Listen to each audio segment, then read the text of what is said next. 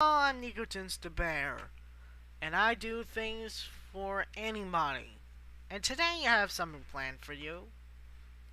Do you just love Sesame Street? You may have.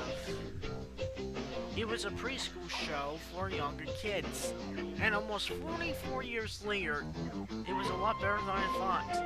I'm giving the show the highest rank of 10 out of 10.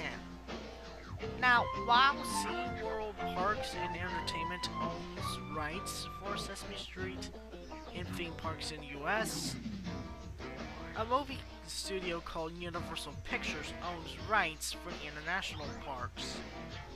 Actually, they own the Sesame Street characters for their Japan and recently Singapore parks. They also make areas for their parks. In 2002, Sesame Street 4D movie magic debuted in Japan's Universal Park. I felt it was pretty good. It had some great story development, and it had some good 4D effects to be coming straight toward you, and it had some okay character development. I'm giving this an 8 out of 10. But that's not what I'm reviewing. On May 2012 last year, Sesame Workshop had a partnership with Universal and Resorts World Santosha. I can't produce that right. Therefore, they were to introduce Sesame Street to the Singapore park. Like, for example, live shows, character breakfast, meet and greets, and some stores based on the show. But of all of the things for Sesame Street in Singapore, do you think the 4D show will be appearing in Stage 28? Wrong.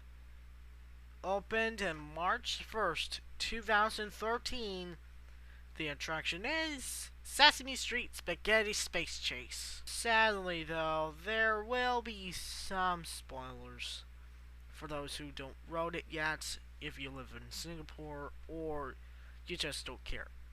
Also, I do not know anything whatsoever because I had not looked up yet. Now then, let's get started, shall we? The ride begins with a pre-show video stating that all the pasta and spaghetti is sent up to outer space. That includes Sesame Street.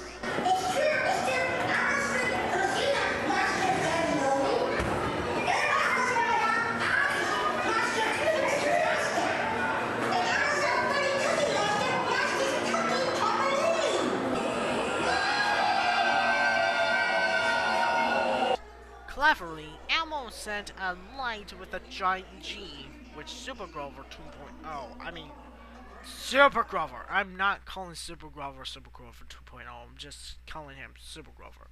Shows up and makes them one of the Riders' super sidekicks.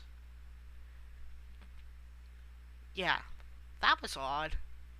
We go on this adventure at last, and the ride starts afterwards. The main ride itself starts off with Elmo contacting you on the screen on the ship. Alright, super sidekicks, let's go to space and bring back that spaghetti! Then we head down to Sesame Street, where all of our friends here cheer you on until you see Super Grover, and up we go!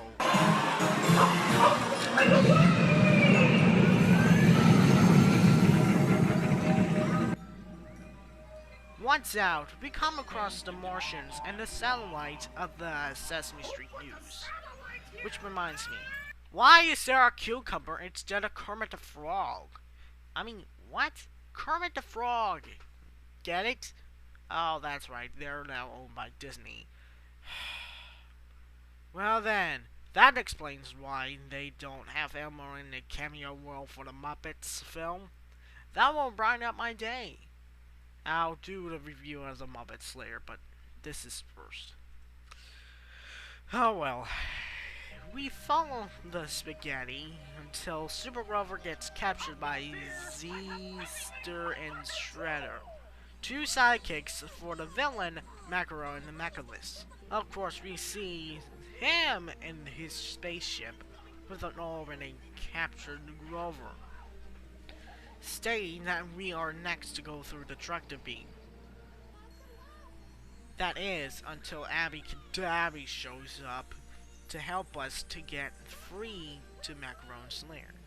Here, you see a video camera, and on the TV, it makes you feel like you become the right element, and Super Grover gets tortured.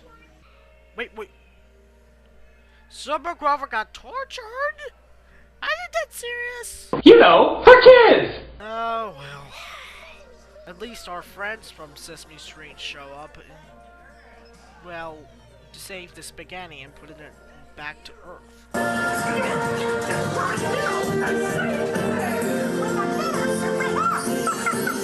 to go back home. After we return home, it looks like lunchtime. Plus, ended the ride. So, that is the Spaghetti Space Chase ride. What do I think about it? It was pretty good. It had some decent storyline, good characters, and also a very good score, which makes them right popular. However, there are some downright dumb moments. One, why are the animatronics so plastically instead of being furry and at the simple up and down mouths expressions? 2. Peter Lenz as Elmo. He sounds like Tuttle from Bear and People House here. Oh boy, all this excitement makes Elmo want to sing it. See what I mean? And 3. It has video screens for the ride, not including the rocket itself, the vehicles. Luckily, they're shown in HD. That's just it. Sadly, this will be Jerry Nelson's last performance as the Count and announcer. This will also be the last time that poor Elmo here will be performed by Kevin Clash. No wonder he sounded like Toto from Bear and People House, because he got, well, a reassignment. Resigned. I'll miss you, Kevin. I'll miss you very much, Mr. Clash. I really am. I hope something gets along soon. And that is it.